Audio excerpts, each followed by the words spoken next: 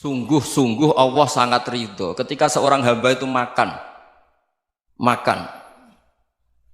ketika sesuap nasi dia muji Allah, ketika minum seteguk nasi dia muji Allah. Itu kalau orang diridhoni Allah itu wali betul. Itu untuk jadi wali itu gampang, kamu makan ridho, kamu nginjak buminya Allah ridho seneng, kamu hidup keseharian aman seneng. Nah ini supaya sampean kita semua ngaji betapa panduan Rasulullah untuk menggapai ridho Allah itu banyak yang keseharian sekali. Saking kesehariannya banyak dalam hadis dan itu sahih. Nabi menyebut hal-hal yang keseharian. Hatta ma tas'alu fi fimra'atika, kamu punya uang kemudian istri kamu bisa makan itu ibadah. Bahkan sebagian ibadah itu dicontohkan Nabi yang akhirnya diprotes sahabat. Yaitu wa fi buti ahadikum sedekah, kamu menggauli istri kamu itu ya sedekah. Sampai sahabat bilang yang benar ya Rasulullah. Ayati ahaduna syahwatahu wa huwa lahu ajrun. Masa urusan biologis, urusan syahwat kemudian dia dapat pahala. Nabi menjawab, alaysa lawadu'aha fi haramin akana alaihi wisrun. Bagaimana kalau dia meletakkan ke yang tidak benar itu kan dosa. Nah, hal-hal seperti ini yang saya ingin teman-teman semua saya juga agak ingin ngaji demi Anda juga agak ingin. Itu dosa sekali ngaji kok pesanan kelompok tertentu itu enggak boleh.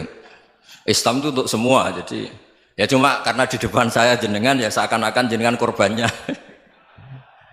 Itu ada ilmunya dalam usul fikih itu. Jadi orang itu harus ngaji usul fikih. Nama yang disebut, mungkin Mas Sufyan masih ingat zaman ngaji usul fikih. Nama yang disebut itu tidak jaminan sebagai prioritas perintah.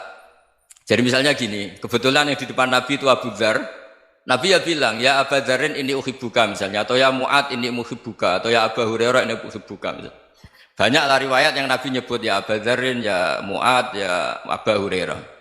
Kemudian misalnya Nabi meneruskan khitab, ini uhibbuka, saya mencintai kamu, fakul dubur sholatin, atau sebagian riwayat disebut fala tada'an la dubura kulli sholatin, Allahumma inni ala dzikrika wa syukrika wa husni ibadatik. Saya mencintai kamu, siapa saja. Mu'ad bisa, Abu Dzar bisa siapa? Saya mencintai kamu, mohon kalau habis sholat kamu jangan lupa wiridan Allahumma a'inni ala dzikrika wa syukrika wa husni ibadatik. Ya Allah, tolong kami permudah supaya mudah ingat engkau. Anda tidak bisa mentang-mentang, wong nama saya Parmin, nama saya Purnomo, itu yang diperintahkan Mu'ad misalnya. Jadi yang disebut satu, tapi khitab itu untuk siapa saja. Saya teruskan. Jadi saya mohon semua kita melakukan kebaikan itu kalau dalam kaidah fikih disebut al yakin la yuzalu bisyak. Banyak kebaikan yang kebenarannya itu 100%. Tidak punya efek samping ke pihak lain, ke kelompok lain, ke komunitas lain.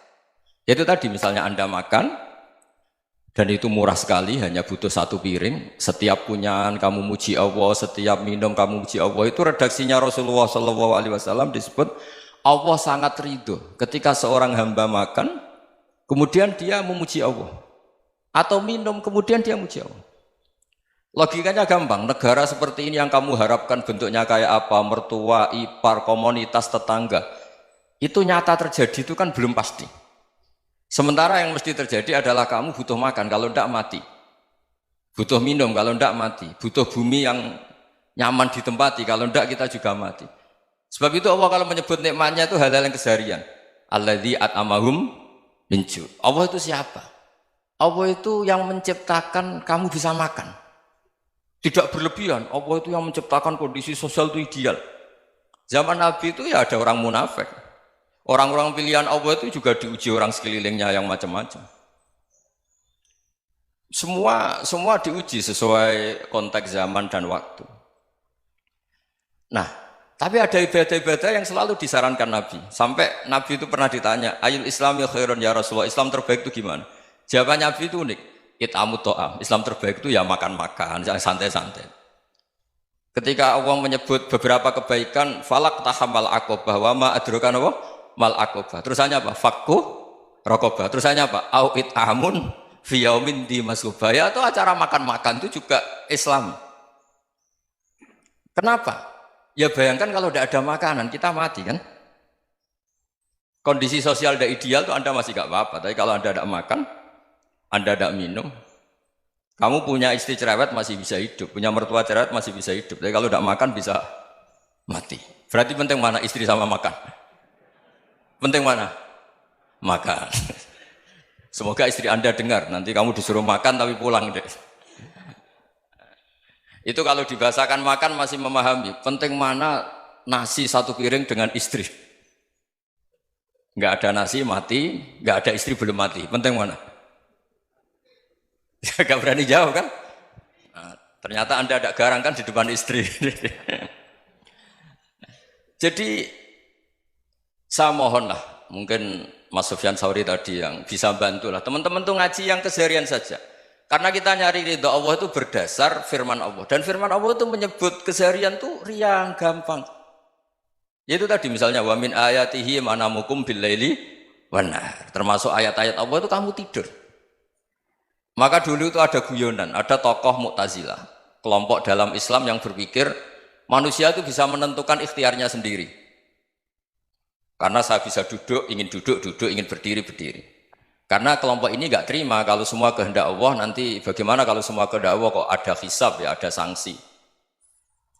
Lucunya itu dia akhirnya, ini cerita ya, mencintai seorang perempuan, cantik sekali. Dan itu dia menjadi ahli sunnah itu oleh hal-hal yang sepele. Karena istrinya cantik, ya namanya suami istri hubungan intim. Terus ditanya, Mas, masih ingin lagi? Masih. Silahkan diulang lagi. Wah ya tidak bisa. Katanya manusia bisa menentukan yang diinginkan. Itu tobat itu. Itu nggak bisa ditobatkan Mas Sufyan Ats-Tsauri. Orang cantik yang mudah nobatkan orang itu orang cantik. Segampang itu.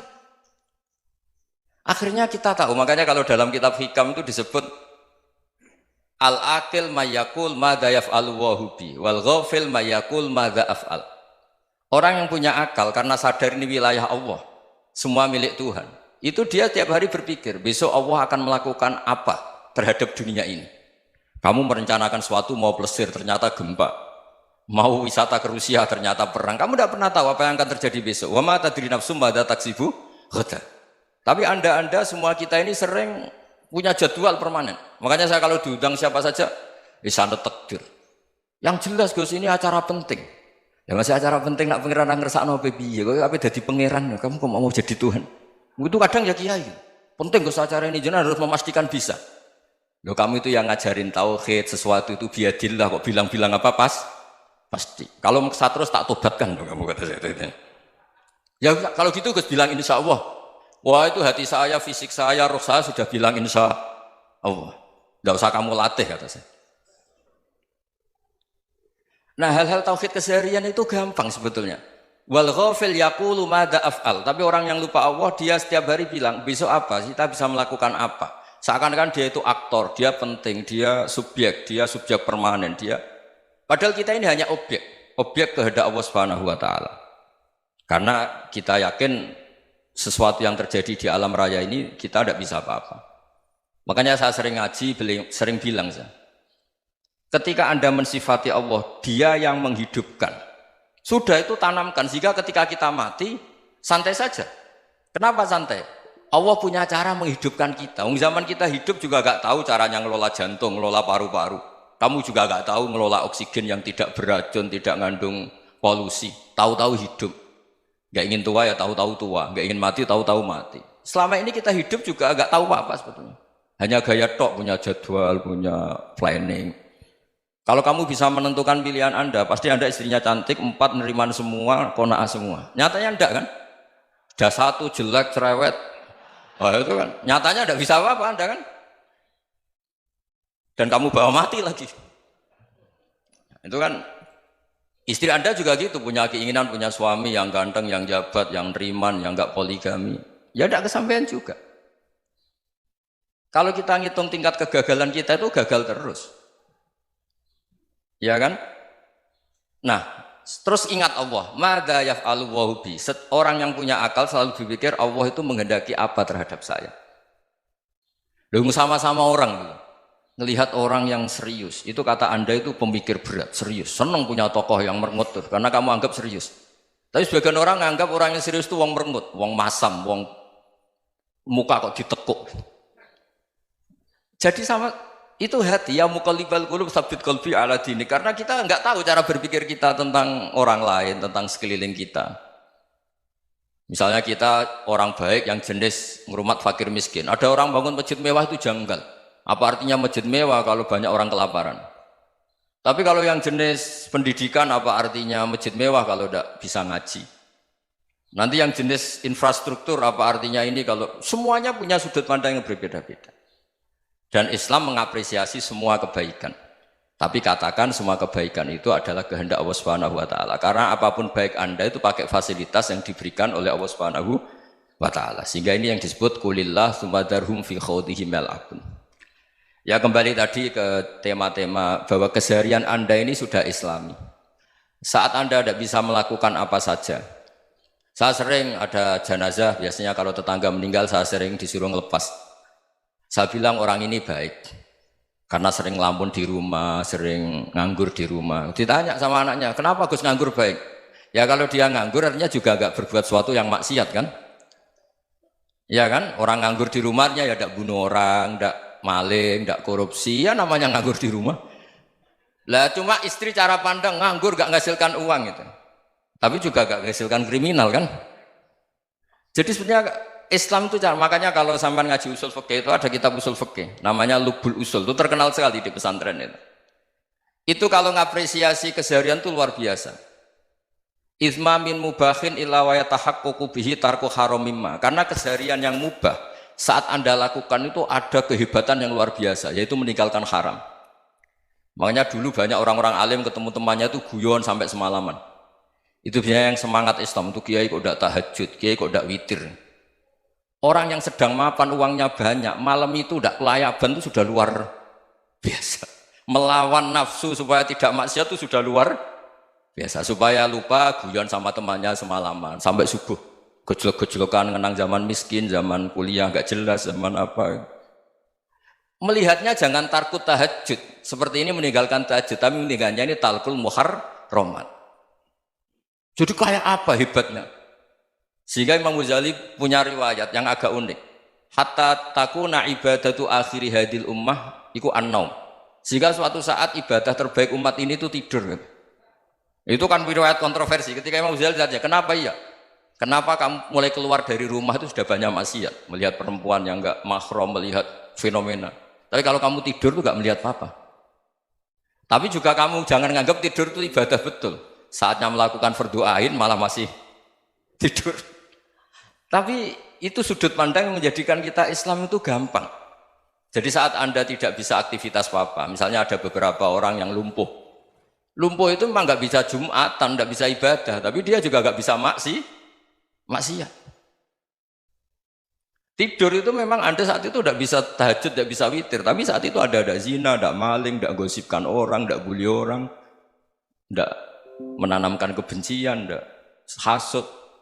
Sehingga tidur menurut Allah Ta'ala wa min ayatihi manamukum billaili apa? Wan-nahar. Karena di tidur itu selain ada unsur istirahat, jaga kestamina, juga ada unsur meninggalkan beberapa keburukan. Nah saya mohon ibadah yang keseharian ini kita jaga. Supaya kita semua baca ayat itu fasih. Fasih itu tertanam di hati. Allah itu siapa? Alladzi at'amahum min ju'i wa amanahum min khauf. Dan Allah kalau cerita di Quran itu anna subabnal ma'a subba summa syaqaqnal ardon wa syaqqa fa'ambatna fiha habba wa inaba wa qadba wa zaituna wa nakhla wa hadaika hulba. Kamu tahu saya ini siapa, kata Allah. Saya ini adalah Tuhan yang menurunkan air, kemudian ada tanaman banyak. Habba wa inaba wa qadba, ada zaitun, ada tin, kalau orang Jawa mungkin ada tela, ada padi, ada mangga, ada pisang. Sudah. Wa inaba wa zaituna wa nakhla wa hadaika hulba. Ada perkebunan yang lebat. Tujuannya apa? Mata Allahkum, silahkan kamu pakai, kamu nikmati. Tapi karena kadang kita ini punya ide-ide besar. Tadi untuk syukur saja nunggu punya istri riman, rumah baik, tetangga baik, komunitas baik, semuanya baik baru syukur. Lama-lama nanti ada di surga, syukurnya nunggu surga paling kelas A. Itu sudah ada yang menghuni Rasulullah, kamu nggak boleh di situ. Masa untuk syukur saja? Repotnya Masya Allah. Jadi mohonlah Quran yang kalau Anda hafalkan juz sama itu kan ada ayat-ayat yang kayak tadi. Ya, fal yang dzuril insanu ila ta'ami. Coba lihat Apa yang kamu makan nih? Dari mana? Dan untuk mempertahankan hidup kamu keseharian. Jadi jangan kira ibadah itu harus membentuk komunitas yang versi Anda. Ibadah itu harus yang hal yang mulu-mulu. Kesehariannya Anda alami. Loh ini saya tidak bikin-bikin. Saya ngaji bukan karena berdasar pesanan. Itu ayat yang saya baca kan betul ada ayatnya kan. Fal yang dzuril insanu ila tu'ami anna sobabnal ma'a sobba thumma syaqaqnal ardo syaqqa fa ambasna fiha habba wa inaba wa qadba wa zaituna wa nakhla wa hada'iqa ghulba. Terusannya apa? Mata'al lakum, silakan kamu nikmati. Mata itu silakan kamu nikmati. Ya kayak sampean dikasih hidangan ya makan. Ya sudah makan, habis makan ya minum, habis itu ngantuk ya tidur. Ya sudah normal-normal saja. Kayak apa indahnya Islam? Tapi Anda mencari Islam yang gimana lagi? Nah itu yang diajarkan guru-guru kita, diajarkan sanad kita sampai Wali Songo, sampai Rasulullah SAW. Bahwa pada akhirnya ada jihad, ada perang. Itu dulu memang perang, bukan membunuh, beda. Dulu kita dijajah Belanda ya perang, dan itu normal karena kita dijajah. Jadi ketika orang lain ingin baik sama kita, wa in ahadum minal musyrikin astajaruka ya fajirhu hatta yasma'a kalam Allah. Kalau mereka ingin baik ya kita baik. Makanya ada istilah mustakman, mu'ahad. Kalau mereka ingin damai, berdampingan dengan kemajmukan ya itu yang lebih baik. Karena memang Islam menghormati proses perdamaian. Wa in janahu lis-salmi ya fajnah lah. Kalau ingin damai ya kita harus